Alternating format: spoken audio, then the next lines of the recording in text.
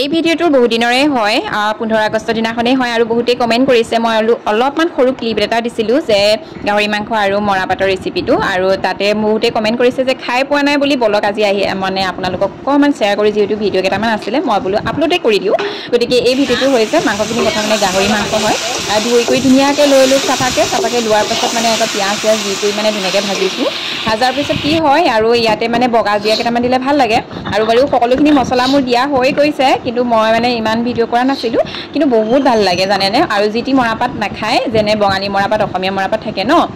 তো আমাৰ মানে ঘৰতে বহুতে কৰিয়ে লয় খেতিকণ মানে খাবৰ কাৰণে আমাৰ যিহেতু এছটি মানুহে খায়ে বাৰু আৰু সেইটো কি হয়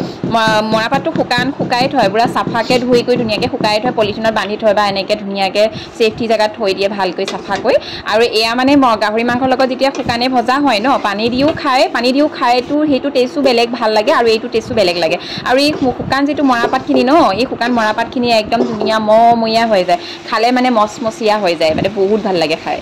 আৰু টেষ্টিটো ক'বই নালাগে আৰু ইয়াৰ পৰা যিটো গোন্ধ ওলাই শুকান মৰাপাটৰ আৰু মাংসৰ লগত বহুত ধুনীয়া মজা লাগে